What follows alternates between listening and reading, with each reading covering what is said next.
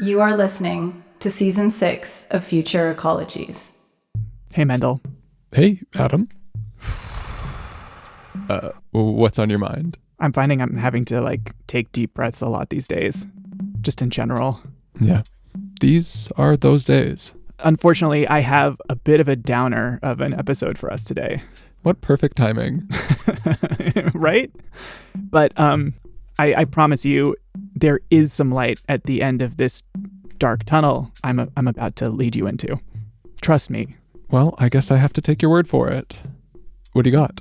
So today's show is really about life and death. We are going to explore one of our deepest moral dilemmas as human beings living through an extinction crisis. Woohoo! One of our deepest moral dilemmas. And that would be? That would be, is it okay to kill one thing in order to save another? Here, let me give you an example. Okay, shoot. No, wait. Don't shoot!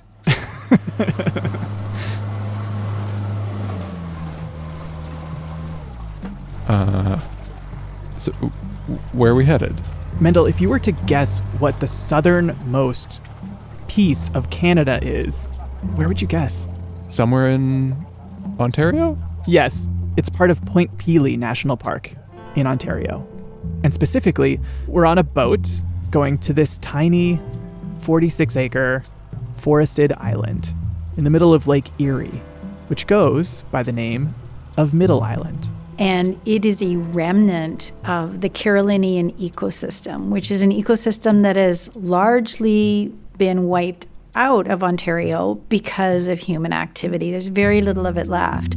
Longtime listeners might recognize Sarah Cox. Yes, I was on the show, I think, maybe 6 years ago. Yeah, that was in season 2. Our episode on lichen and mountain caribou, which was also a depressing one. Purely coincidental, Mendel. And just to remind folks, Sarah is an author and a journalist with the excellent investigative environmental news and photography outlet, The Narwhal. And our story today is partly inspired by a book she wrote. My most recent book is called Signs of Life, Field Notes from the Front Lines of Extinction. Bringing us back to Middle Island, which, as Sarah said, is one of the last Canadian outposts of the Carolinian ecosystem. Like North and South Carolina? Yeah, actually, Carolinian forest is an ecosystem, and a relatively common one across the eastern United States, but it reaches its northernmost extent in the southernmost part of Canada. And that part also happens to be the most densely populated part of the entire country. Yeah, so in southern Ontario, through development, through agriculture, through industry, we have eliminated more than 90% and 95% in some places of this ecosystem with beautiful hardwood trees like sassafras. Sassafras. Great name. Sassafras, yes. And a bunch of other really cool plants that are really rare in Canada, like the blue ash or the clustered sedge, the common hop tree, not so common in Canada, it turns out, the red mulberry, the wild hyacinth, and the Kentucky coffee tree. Kentucky coffee tree? Yes, it does not produce coffee. Oh. It is a tree. It is found in Kentucky. And it's actually in the legume family. Huh, bean tree. Yeah, pretty cool tree. Also a Schedule 1 threatened species in Canada. Okay. So we've got a bunch of species at risk in an endangered ecosystem in Canada. On a tiny island in a national park. Yes. Right. Okay. So right where they belong, under protection. Well, they're protected, true, at least from people. So what's the problem? What's threatening all the rare plants of Middle Island, if not people? Well, the rare plants of Middle Island are being threatened. How can I put this politely? They're being threatened by birds. So there's so many layers of complexity to this, but basically Parks Canada, the problem that they ran into after they acquired Middle Island was that cormorants had taken over the island. Cormorants are this beautiful seabird out on the ocean or the Great Lakes. They're kind of iconic of this black bird with its wings outspread to dry. You're familiar with cormorants, right? Yeah, I've been pooped on by cormorants, in fact. Have I never told you that story? I am pretty sure you have not. I spent a summer working at the False Creek Yacht Club under the Granville Street Bridge, writing anchor permits and washing the boardwalk, because every morning under the bridge, it'd be covered in cormorant droppings. And every time I had to cross under that particular section, I'd have to put my hood up on my rubber rain jacket because they would just be spraying poop, like actively all day. It was crazy. It's like absurd how much those birds poop. And hearing it hit the water, like, so yeah, they're poop machines, for real. You know, it's funny, Mendel. Not so long ago, cormorants almost went extinct. Cormorants themselves are a conservation success story because they were almost wiped out due to DDT, which thinned their eggs and made it hard for them to reproduce. After the ban on DDT, most species of cormorant bounced back from the brink of extinction and made a remarkable recovery. Here on the Pacific coast and on the Great Lakes. So the cormorants moved back into Lake Erie and they started to nest on Middle Island. And there were so many of them there that they were destroying the trees and the Carolinian ecosystem on the island. Never mind that humans had already destroyed most of this same ecosystem in southern Ontario. The cormorants, with their guano and just their sheer numbers, were putting this ecosystem at risk on the island. And so Parks Canada decided that the only option to save Kentucky coffee trees and the other species at risk of extinction on the island was to kill the cormorants. Wait, what? Parks Canada has been killing cormorants periodically on Middle Island since 2008. And this activity has predictably put them in the crosshairs of animal rights activists. Okay, but hold on. I feel like there's a contradiction here. The cormorants were almost extinct, and we saved them. And now we're killing them to save some plants. I mean, some very special plants, Mendel, and the species that depend on them. Okay, but doesn't this seem like a little extreme? Like, they poop a lot, but how much harm can they really be doing? Well, consider this. You've got thousands and thousands of these big black water birds nesting and hanging out in trees across this little island, eating fish and defecating constantly, which you're familiar with. Unfortunately. And all of that guano is coating the leaves of the trees, coating the ground, and essentially changing the soil chemistry to the point that it can kill these plants. Gross. Yeah. And Sarah got to see and smell all of this for herself when she visited. Definitely there was a strong smell of guano. It actually looked pretty denuded, quite honestly. I think the cormorants had done a number on the forest. And what number is that, you might ask, Mendel? Number 2, of course. Oh my God. Anyhow, Sarah was there because a couple of animal rights organizations, the Animal Alliance of Canada and Born Free USA, had taken Parks Canada to court. And while they weren't able to stop the cull, they did win the right to observe it. And Sarah went along for the ride. Exactly. How did that go? Well, the observers were pretty limited in what they could actually observe. Mm-hmm. Parks Canada had strict limits on where their boat could be while the sharpshooters did their work. We heard the guns. We saw the birds, not just cormorants, but herons and pelicans and other birds being really disturbed by the gunshots. There's pelicans here too? There's lots of bird life and wildlife using this area. I mean, remember, it's one of the last remnants of this kind of ecosystem left anywhere in Canada. Wow. But just to pick up on what you said a second ago, these observers couldn't actually watch the cormorant cull directly? At least not while Sarah was there. And we'll get into this a bit later, but this tracks with Sarah's overall experience of wildlife culls in Canada. They're not easy to observe, right? They're done with relatively limited visibility to the public. And, that can breed distrust. Right. Unsurprisingly. And the reality of many of these species at risk here in Canada is that some of them are more common south of the border. Some folks might argue that they don't actually need this level of protection up here because they have habitat left in the States. On the other hand, you might wonder how safe any species is south of the border right now. Yeah. From a scientific point of view, there is a really good reason why we choose to protect marginal populations like this.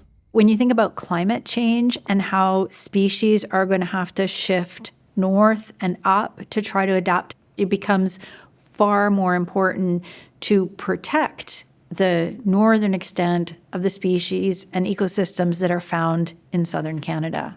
According to Parks Canada, the cull is achieving the desired effect. There are published reports and peer-reviewed studies out there to support what they're doing. My understanding is actually that if they were to stop culling the cormorants, some of the endangered species on Middle Island would almost certainly be extirpated, as they have been elsewhere in the region. Oof. So there's your moral dilemma. We can save these rare plants, or we can let these birds live. But as long as the habitat itself is threatened by our bigger systems, we can't have both. Exactly. The efforts that we are going to try to protect those trees and other species on the island while we're just with abandon destroying them in other areas was really food for thought. And this isn't just some isolated case. You can see this same dynamic playing out with species after endangered species across Canada.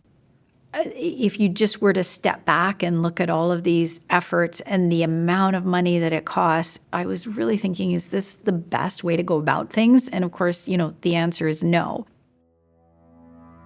For as long as we have been a species, human beings have employed killing as one of our primary responses to adversity. You could ask yourself a question. Do I feel lucky? Well, do you, punk? We seem to believe at some deep level that if we have a problem, killing the manifestation of that problem might just make it go away. You're a disease, and I'm the cure.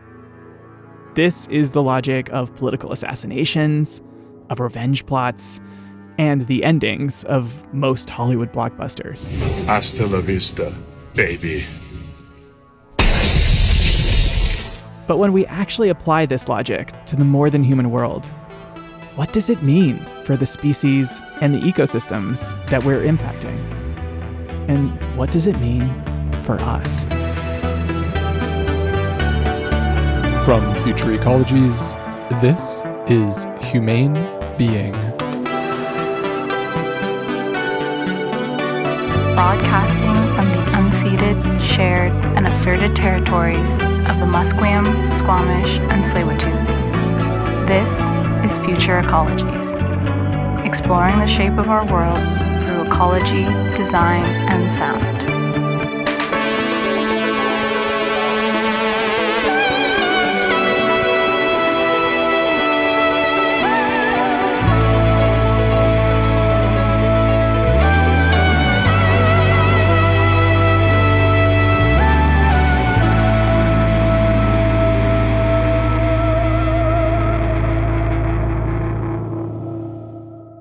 Well, since we have Sarah Cox back in the house, does she have any updates on the mountain caribou situation? Nothing particularly encouraging. The situation hasn't changed. We're not hearing about recovery stories. The BC government is still continuing to sanction clear-cut logging and old-growth caribou critical habitat in the Kootenays. We're witnessing the decline of various herds. We are shooting wolves to try to save caribou herds at the very last minute while we are continuing to destroy their habitat. I'm already seeing a parallel here between the situation with the wolves and the cormorants. Yeah. So that episode about the wolves and the caribou was about many things. Famously. But it was mostly about extinction. Yeah, so many people think of Canada as this natural wonderland. We're known for our mountains and our prairies and our old growth forests. But the fact is that Canada has a growing extinction crisis. In her reporting, Sarah points out that we've already lost over 100 species in Canada. Plus, about 5,000 wild species in Canada are at some risk of extinction, and almost 900 of those are critically imperiled, meaning they could soon be lost. Things are not trending in the right direction in Canada, shall we say. Despite this kind of growing wildlife/extinction crisis, we are not managing to turn things around. Well, we are off to a rosy start. Oh, the story about killing cormorants because they're defecating too much on plants was definitely the most lighthearted thing I have on offer today. It is all downhill from here. I'm afraid to ask, but what could be more downhill from the state of the mountain caribou? Well, if we're looking at Canada, then it would be the state of the northern spotted owl. Are you familiar with spotted owls, Mendel? Not really. I've never seen one. Also never been pooped on by one either. Don't worry. Sarah has got you covered. The spotted owl is about the size of a football. It has chocolate brown coloring with creamy white spots. It has brown eyes, which is very distinct from many owl species.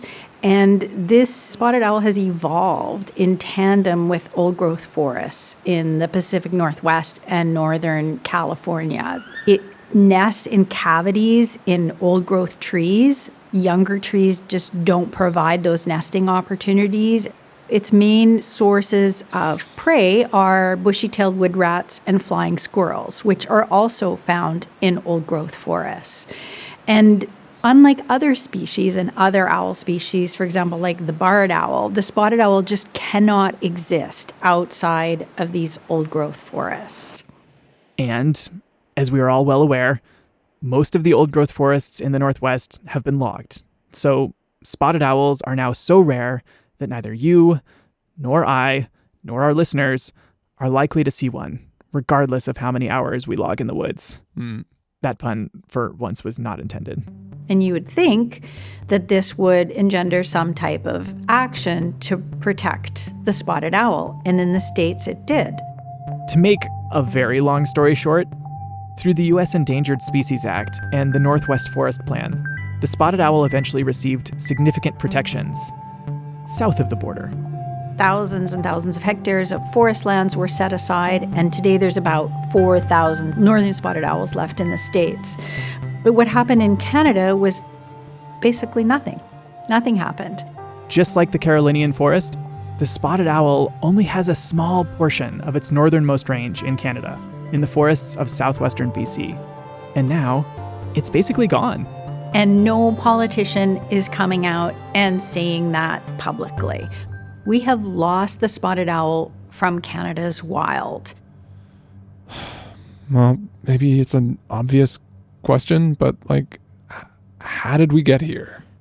It is a long, sad story that resembles other various long and sad stories in the sort of environmental history of this country. You and I both know that the society and economy that we grew up in did not historically value biodiversity, I think it's fair to say. Yeah, I'd call that an understatement. On an individual level, however, many of us do actually care a lot about the fate of all of the other incredible species that we get to live with. And for some of us in this group of people who care, that is just because at a philosophical or a spiritual level, we believe that all life forms are inherently valuable and that it's morally wrong to drive some of them to extinction. And, there's also a more utilitarian argument, right? If we lose biodiversity, we risk destabilizing the biosphere. And selfishly, we want there to be a biosphere so we can live. Yes. Are you familiar with the rivet popper hypothesis, Mendel? I am not.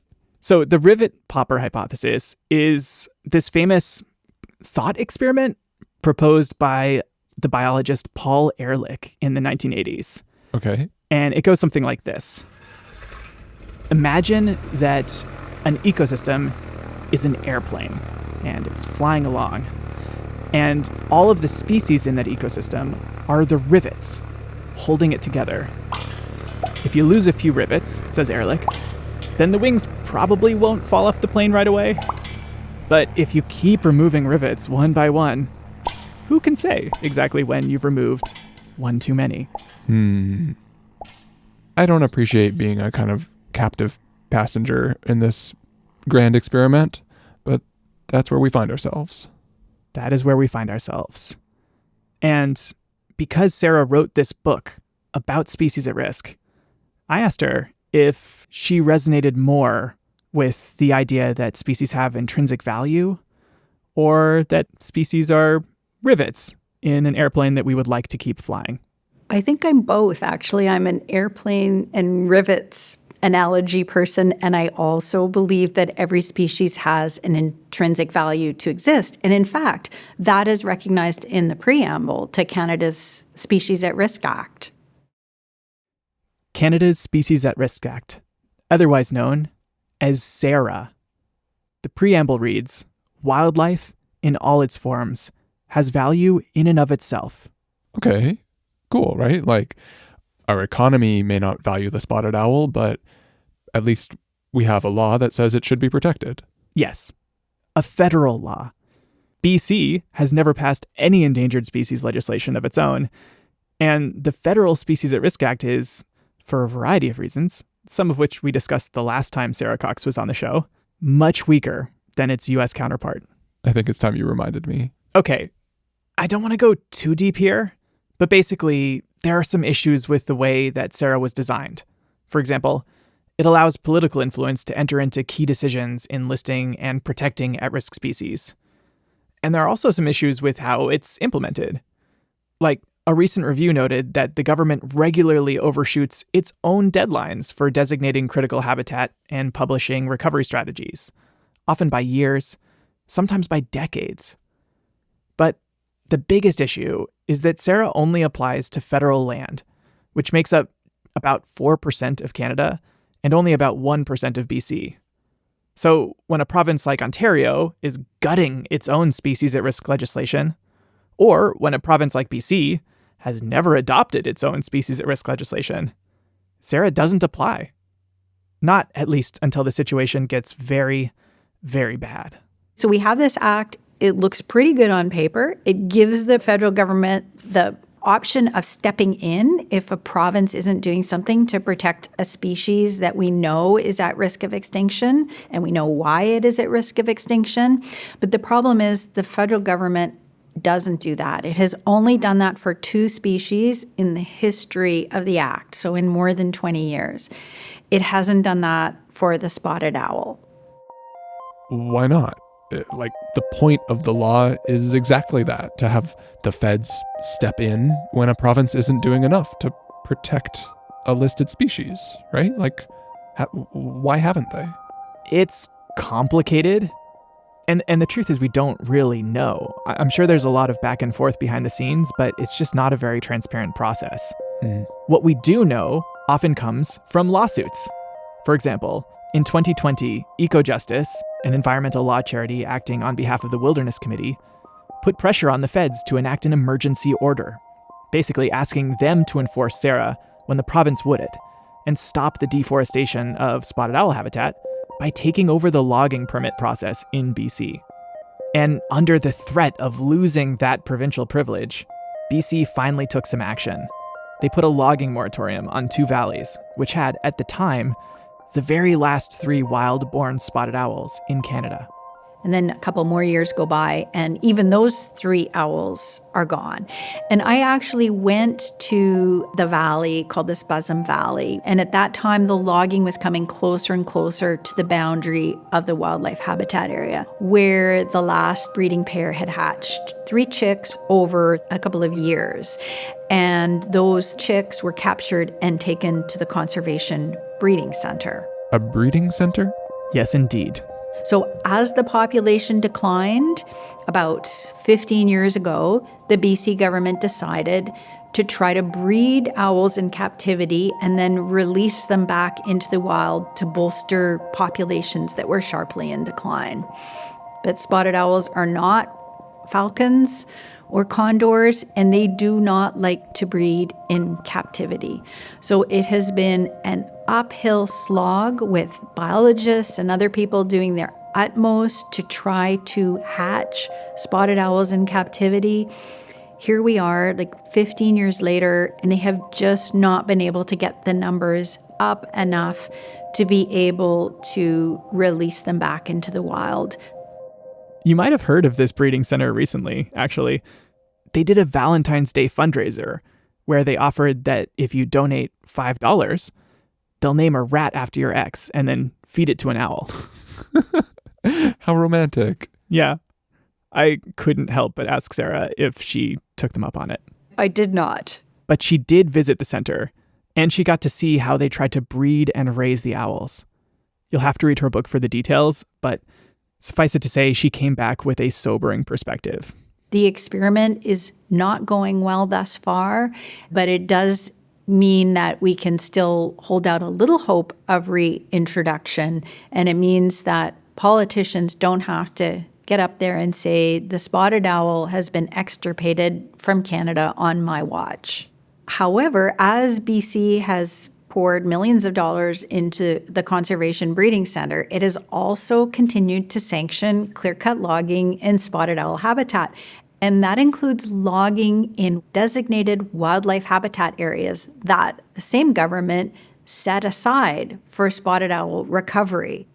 Well, this sucks. But the whole situation seems so similar to what's happening with the mountain caribou, right? We're continuing to destroy their habitat, while on the other side, we spend lots of money on last-ditch efforts like captive breeding programs and killing wolves in that case. Exactly. And just like how caribou have wolves, spotted owls have their own antagonist. One of the problems the spotted owl faces right now is barred owls. And so barred owls traditionally or historically were found on the eastern side of the continent, but over decades they kind of hopscotch their way across the continent of their own accord. And now they're well installed in the Pacific Northwest. I actually happen to have a nesting pair of barred owls in my own backyard. Listen, that's them calling. They're haunting and beautiful, and I love having them there. And Mendel, barred owls look quite a bit like spotted owls, to the point that Sarah told me that they're often mistaken for them. But these owls are not what they seem. There are some key differences. Barred owls, unlike spotted owls, are a generalist species. They eat like so many different things, including earthworms. They will nest in all kinds of places. They are happy in suburbia. They're happy on the edge of a clear cut. They'll take over a crow's nest. They're very adaptable. And they have encroached on spotted owl territory and are competing with it for food in the Pacific Northwest. Then we face a dilemma. If we really do want spotted owls back either in the States or in BC, we need to do something about the barred owls. We need to do something about barred owls. Which means we're killing them.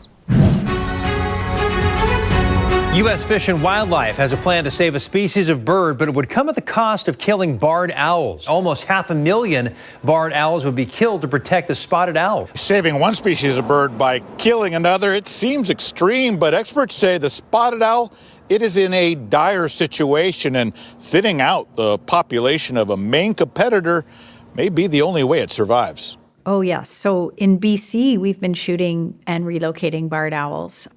Biologists are going out and identifying areas, for example, in the valleys where there's logging moratorium, where spotted owls might be reintroduced and recover, and they see a barred owl, it is either being shot or relocated. Okay, so we're not killing them everywhere. We're just focusing on spotted owl habitat. Yes, the breeding pair in my backyard is not currently at risk. But, the big question is, does it work? Does removing barred owls actually help the spotted owls? Yeah, so barred owl culls have been implemented at scale in the United States. And what we know is thanks to some scientific work done on exactly that question. They would take spotted owl territory, they would divide it in half, they would cull barred owls in one half, and they would leave them in the other half. And where they didn't cull the barred owls, the spotted owl population declined by about 12%. In other words, it does help, even though it's still pretty controversial. BC, of course, has gone about it far less scientifically and with far less transparency in terms of how and when and why they're eliminating barred owls. So, while barred owl culls have been shown to benefit spotted owls in the United States, right now, in BC, in the absence of a systemic approach, in the absence of robust habitat protections, you could argue that it's not much more than a way for the province to shield itself from any actual federal enforcement. It is part of the BC government's strategy and something they have told the federal government they will do as an illustration of how hard they are working to try to save and recover spotted owl populations. Okay, just stepping back a sec. You've introduced us to the situation in Canada where we're destroying habitat for endangered species on one hand and then compensating for that in part by killing another species. Yes. And it's not just here in Canada. All kinds of species, both native and introduced, are being killed as part of conservation efforts around the world. Cats, rats, goats, stoats, squirrels, owls, wolves, beavers, bison, deer. It seems like everywhere you look, we are killing something in the name of conservation. To say nothing of plants. Oh my God, Mendel. Like, if we're talking about killing plants, I would be wanted for mass murder in the plant kingdom. Fortunately, Canada has no extradition policy there. Well, you're lucky for now. But, I hate to say it, but like the fact that we kill things in an attempt to solve our problems, this is not going to be news for most of our listeners. Adam, are you suggesting that there is a way out of this cycle of violence? I mean, a way out? Probably not. But a way through? Possibly. Possibly. I did tell you there was going to be light at the end of the tunnel. Mm-hmm. Let's return for a moment to the rivet popper hypothesis. Final boarding call for Paul Ehrlich's airplane. God, I would not step on board that airplane. You don't have a choice. That is true. We are all on the airplane together. Notice how the value of the species in that analogy is reduced basically just to a small part of a larger whole. That is the thing that we actually care about, right? The ecosystem, the airplane. I mean, that's the thing that feels icky about this analogy. Because these rivets are all fungible in a sense, they're interchangeable, replaceable components. It allows us to justify trading one for another. We can kill cormorants or wolves or owls because it helps the airplane stay in the air. It keeps the ecosystem whole. It's very utilitarian. And, that's one way of looking at the world. But I want to quote another environmental philosopher at you, and that is Timothy Morton. In their book, Being Ecological, which helped inspire this episode, they write that, quote, "The whole is always less than the sum of its parts." Oh, what is that supposed to mean? We'll find out together after the break.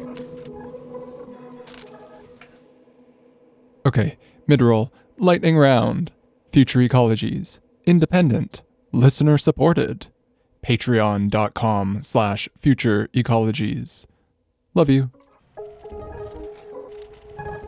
Welcome back. I'm Mendel. And I'm Adam. And this is Future Ecologies, where today we are discussing our distressing propensity as a species to try to kill our way out of our problems, even in conservation. And Adam has something. I actually, what do you have? I have another Sarah to introduce you to. Okay. So this episode has become a tale of three Sarahs. It has. We've got Sarah Cox. We've got Sarah, the Species at Risk Act in Canada.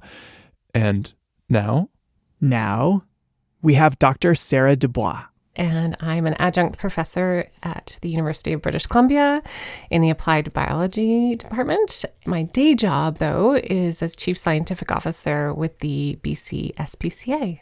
I spoke to Sarah because she's at the forefront in BC of a movement sometimes known as compassionate conservation. And for those who don't know, the SPCA is short for the Society for the Prevention of Cruelty to Animals. And there are versions of it all around the world. It is a protection agency. Sometimes it's the police for animals. Sometimes it is a sheltering agency. Overall, we're there to advocate for those who can't speak for themselves.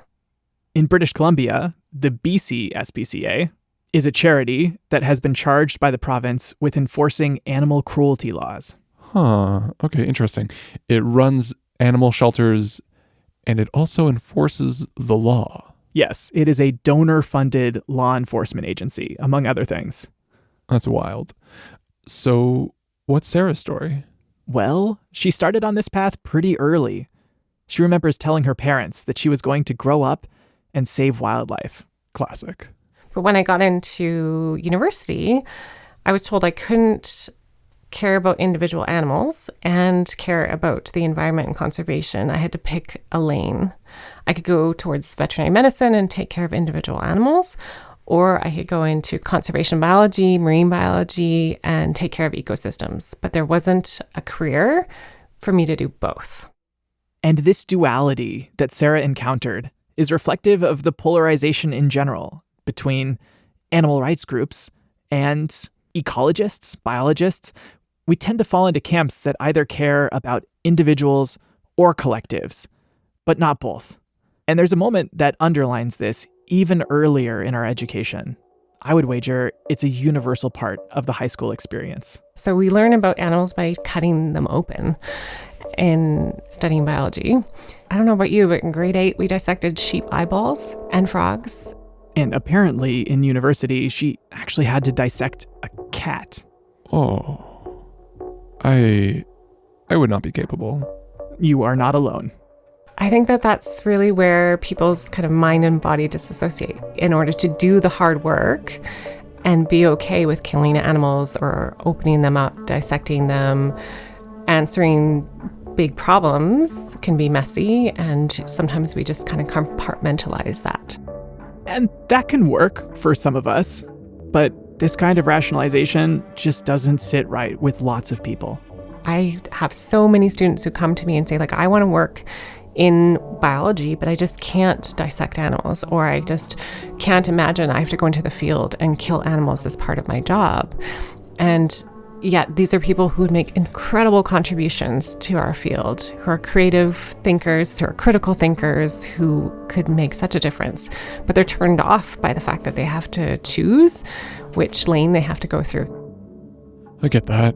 We've talked before about botanists who specifically got into working with plants because they just couldn't stomach killing animals. That's right. It is undeniable that the field of biology can, at times, be a killing field. So now, okay, we're trying to make amends for changes that we made to the landscape over many, many generations. So how do we bring back species that should have been here?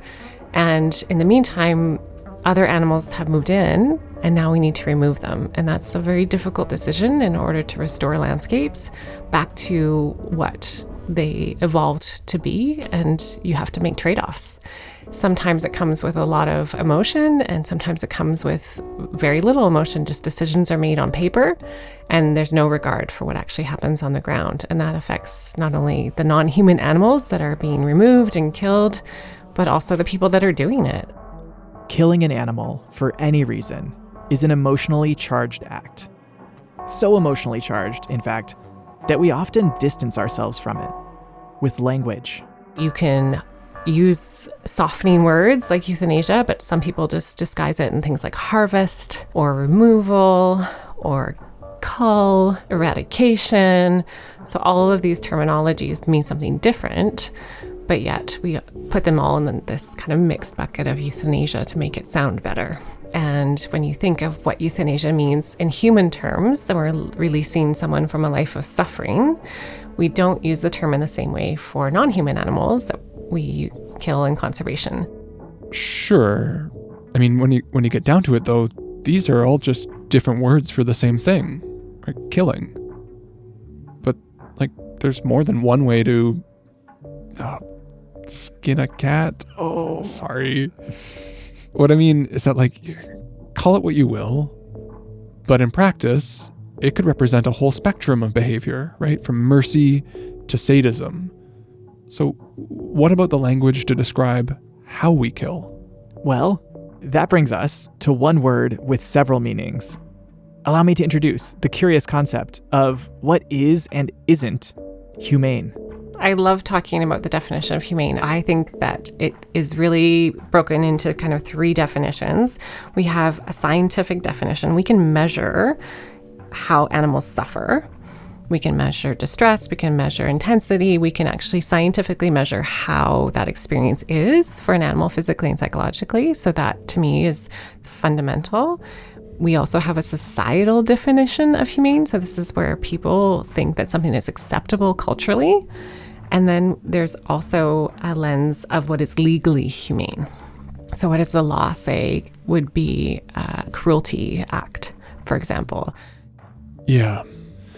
It's funny to me, though, that, like, in some scientific contexts, there's a lot of hesitation to acknowledge that animals have feelings, that they might have consciousness, that they have complex behavior because we're so worried about anthropomorphizing them.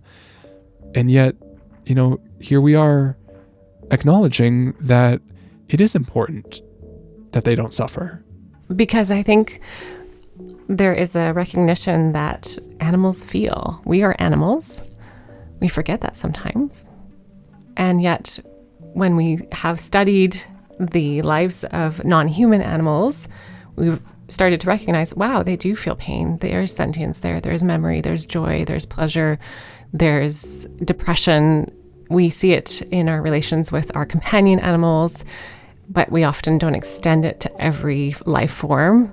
For example, if we label an animal a pet, then of course we have to protect it from harm. It's like a member of the family, right? If we label it native or even endangered, then in most cases it will have some kind of recognized right to live.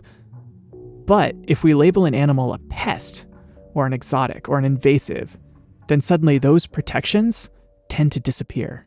Yes, once we give an animal a label, it justifies to certain people that they can do bad things to it. And the thing about labels, Mendel, is that they're sticky. If we give a species a label like pest, it can give people free license to indulge their cruelty. On the other hand, a label like exotic can lead to some real conflict and confusion within a community. A lot of people don't know sometimes that a species that is here actually was never intended to be here. Hey, this animal's been here for as long as I've been here. Why are we removing it now? Like with the barred owl. Exactly. And Mendel, I kid you not, when I sat down to interview Sarah, she had a big barred owl on her t-shirt. No way. I do have an affinity for owls. And actually, a part of my PhD research was asking people to decide, is there a real reason for like causing one animal harm to save another? And I was surprised by the results. I asked the general public, and I assumed the general public would say, no, you shouldn't be causing harm for spotted owls and killing barred owls for their future because it was so uncertain. And then I asked biologists, and I thought biologists would be, absolutely, let's remove all the barred owls. This is important. Well, what were the results? What did people say? As expected, the public was consistently opposed to lethal interventions, which will come as no surprise to anyone who has read comments on any news article or YouTube video about wildlife culls, at least as long as the animal species in question isn't considered a pest. But the response from biologists and other professionals was surprisingly mixed. I mean, biologists are people too, I guess. Yes, biologists are people too, Mendel. And we're the folks that are often charged with overseeing culls for conservation. And I think that one of the reasons that we might be divided about whether or not we should do these things is that most of us have seen lethal approaches fail. I've always been fascinated by this conflict of when is it justified to kill animals? And that's really where I think our training as biologists have told us if there's an end goal that is going to increase biodiversity and achieve the conservation outcomes that you have set out, then that's going to be the best choice. But at the end of the day, we actually don't always achieve our conservation goals. They fail many times. And in the meantime, we've killed a lot of animals to get there. And for what purpose? We have to ask ourselves, was this really justified? Wait, how often do these things just fail outright? It happens. I should mention that the best record that we have on the overall success rate of lethal interventions in conservation is a website called the Database of Island Invasive Species Eradications. Islands. Of course. We punch above our weight. Islands are the classic case study for stuff like this. Anyhow, a recent review published of over 1,500 eradication attempts on over 1,000 islands concluded that there was an 88% success rate, which I would say is pretty good, actually. 88% is good if you're taking a test, but there's 12% of these things where a bunch of animals died effectively for nothing. That's right. These projects can fail and stall out for all sorts of reasons. And because of all that uncertainty, Sarah hears from people concerned about projects like these all the time. And those folks ask her, can't you stop these projects? They're inhumane. They're cruel. There's no sense to them. They're not actually meeting the objectives, whether it's the wolf cull, whether it's the owl cull, whether it's deer culls. They're not actually achieving their goals. And in the meantime, hundreds of thousands of animals are being killed. So why can't you stop that? And all of this controversy and vitriol caused Sarah to stop and ask, are there criteria that are justifiable from a very objective lens? And this is where the International Consensus Principles for Ethical Wildlife Control began. The principles came from conversations over many years of meeting colleagues at conferences who had the same moral dilemmas as I was having in my work. They were working with other species across the world, encountering government decisions that led to large-scale killing of these animals, and it was being condoned and funded by taxpayers. And sometimes these would fail. Most oftentimes they would fail, these programs. And these professionals in the field were just like, why are we continuing to do this? We're not learning from our mistakes. Oh my God. You said there was going to be light at the end of the tunnel. You didn't say it was going to be a list. Who doesn't love a list? I mean, folks know what they signed up for. Okay, hit me. Okay. There are 7 principles, and I personally like them best phrased as questions. Let's start with Principle 1. So the first question that we should be asking ourselves when we're looking at these dilemmas is, can the problem be mitigated by changing human behavior? Can we do something that our own actions can change the situation before we have to take an intervention? Well, that seems like the reasonable place to start. Yes. Principle 1 asks, can we be the change that we wish to see in the world before we start killing things? Principle 2. Are the harms serious enough to warrant wildlife control? So what's happening? Is it just that raccoons are getting into your garbage? Or is it that raccoons are eating seabirds across an island and removing an entire population? Raccoons eating garbage. That's an ecosystem service. At the very least, it probably doesn't merit the death sentence, even if the raccoons do always look guilty. They're the world's cutest convicts. But, I imagine this is where you start to get friction between your hardliners, right? Like the people for whom no harm justifies killing, and the others who would say it's justified if we have an ecosystem or a species to save. Yes. And then it becomes a question of how much harm is too much harm? What is the threshold that we're setting? How do we determine that? These are really hard questions. And, the answers are probably going to depend a lot on science and also a little bit on cultural beliefs. This is a principle that requires democratic engagement to determine. Principle 3. Is the desired outcome clear and achievable, and will it be monitored? So are we killing for the sake of killing and waiting to see what happens? Or is there a clear plan? And how are we going to monitor it's actually working and measure it over time? This is it for me, right? If we're avoiding killing for killing's sake, then we should at least be demonstrating that there is a reasonable chance of success, that we can even define what that success looks like. Exactly. Plus, do we have a plan to assess whether what we did worked or not? In other words, how do we know that we've actually achieved what we wanted to, or did we just kill a whole lot of animals for nothing? The fourth question is, does the proposed method carry the least animal welfare cost to the fewest animals? And this wording is very intentional because we know there will be an animal welfare cost to an animal dying. Even if the death is humane, scientifically, animals have an interest in living. And so we want to ensure that there is the fewest animals that are removed as possible, and it's done in the best method that we have available. I see. So once we decide to take action and that our actions have a realistic chance of success, that's when we look at our methods. And the work is basically to practice harm reduction. Yeah, methods are a question of both efficacy and ethics. The fifth question is, have community values been considered alongside scientific, technical, and practical information? So we can try to predict what's going to happen once these animals are removed. We can try to ensure the best methods possible are in hand. But at the end of the day, if we're doing this in a community that is completely opposed, it's not going to last. We've had sabotages of projects, trespassing, a lot of pushback on different conservation initiatives, and rightly so in some cases where decisions have been made without really consideration for the animals or the long-term impact. So having people's buy-in, this is your social license that you need to proceed with these types of projects. Yeah, I think this is probably an important moment to remind ourselves that public pushback can shut things down.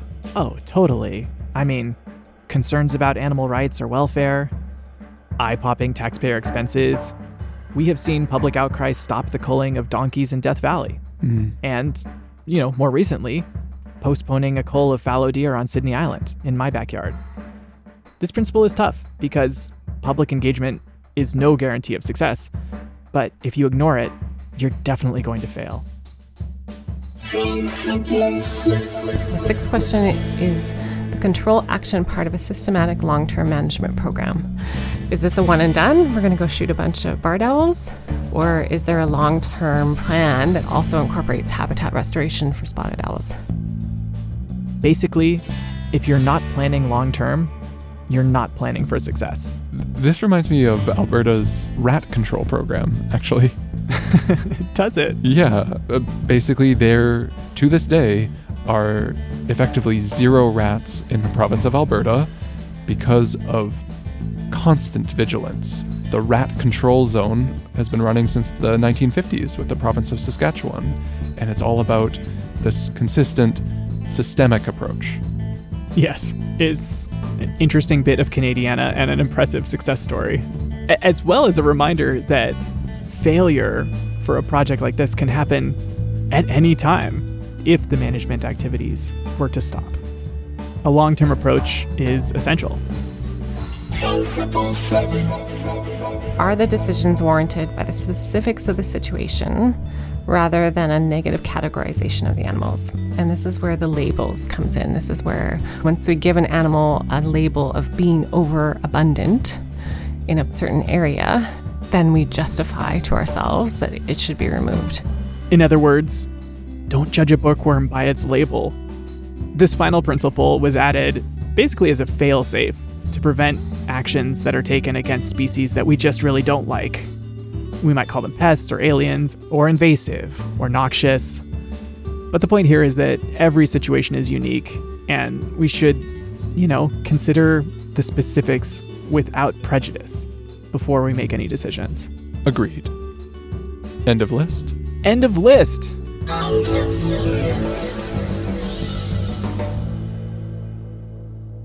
And if we arrive at the end of this list, and we've determined that using lethal force to manage a wildlife conflict is still the best possible thing that we can do, at that point, according to these principles at least, we can say that it's ethical. And I know that this won't satisfy everyone, but at least it's a step towards breaking down the duality between the world of animal welfare and the worlds of ecology and biology.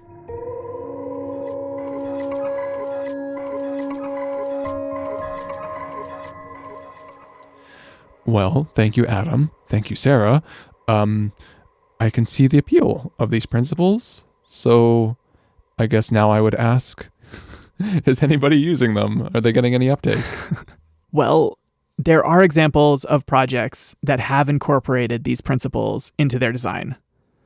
But I would think it is fair to say that they have not been widely adopted yet, at least according to Sarah Cox. No, I don't think people were aware of that work. I don't think that has reached the mainstream. I don't think it has reached government, unfortunately. It's definitely not the lens through which we're making decisions in Canada. As should be abundantly clear from the fact that we are still killing barred owls, wolves, and other species, seemingly without regard and without a long-term plan here in Canada. Yeah. Despite this, I have actually found these principles quite useful in my own work. And I will say that my talks with both Sarahs left me feeling oddly hopeful for our capacity to integrate these lessons together.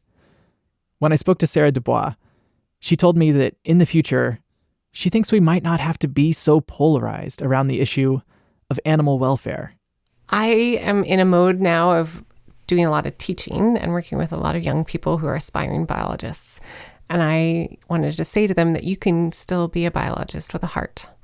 Because I think in my training, I was intentionally hazed in a way that was like, you care too much about these animals. You can't care about them and still do your job. So I think that there are opportunities for people with compassion and creative and critical thinking skills to be a part of helping the natural world, but we shouldn't exclude them because they have a heart.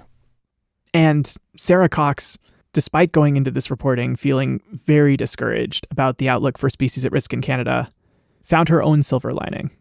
I really went into this, a little doom and gloomy, like the situation is a disaster. Look at these crazy things that we're doing. Look how much money it's costing. We've got this all backwards. People don't understand how much is at risk right now in Canada. And I did come out of it more hopeful. In doing this research, I met people right across the country who are actually doing something. There is so much going on right across the country, and I found instances of actions that are being taken to try to turn things around for a species at risk of extinction that were both having success but also looking at complex issues. That's why we're here. Yeah. But I do want to end a little differently today. I'd like to quote the conclusion of a recent paper that I read. First a list, now a quote. Yes. Better be good. I really think it is. And it's a really unusual paper. It was authored by a number of proponents of compassionate conservation, and it's called Emotion as a Source of Moral Understanding in Conservation. Okay, I can't say no to that. It begins, quote, "Conservation has been pluralistic in its goals and values since its inception, and compassionate conservation is no exception. Even among our author group, there are differences of opinion. Some of us disallow that harming individuals to achieve conservation objectives would ever be the best course of action available. Others among us acknowledge this possibility." Mm-hmm. They continue, "If we were to endorse any sort of blanket stance, it would be that conservation should strive to operate within the constraints of a commitment to nonviolent coexistence. Mm-hmm. And if cases arise where it appears impossible to uphold this commitment, harm should not be inflicted with a hardened sense of inevitability, but with grief and a due sense of humility that acknowledges some amount of moral failure has occurred." Mm-hmm. There it is.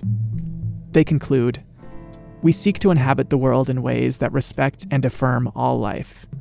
We aim to be kind, to love broadly, to value widely, and to feel deeply, even when feeling hurts. And we hope to help cultivate a conservation community in which sparing a life for love is not viewed as weakness, even when the life in question is not human." Well, thank you, Adam. I just have one more question. Shoot. Wait, no. Don't shoot. Do you think it's possible in practice to square this circle, to value the whole and the parts equally, the rivets and the airplane? I don't know. I think it's a central question of being human, right? Of being humane. You remember Timothy Morton, right? Yeah. The whole is always less than the sum of its parts. The very same. I think that they summed it up pretty well when they wrote, "The environmental approach could be described as taking care of the whole at the expense of individuals, while the animal rights approach could be described as taking care of individuals at the expense of the whole." We can start to break through this difficult impasse by noting that what is called environment is just life forms and their extended genomic expressions. Think of spiders' webs and beavers' dams. When you think this way, you are already thinking about wholes and parts in a different way. And when you think of things like that, there's really no difference between thinking about what is called an ecosystem and what is called a single life form. Let's leave it there.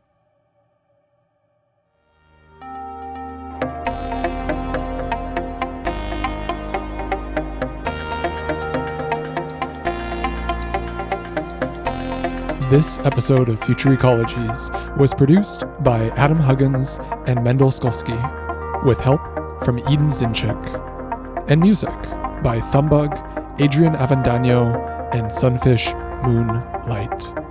Cover art by Ale Silva, and the voices of Sarah Cox and Sarah Dubois.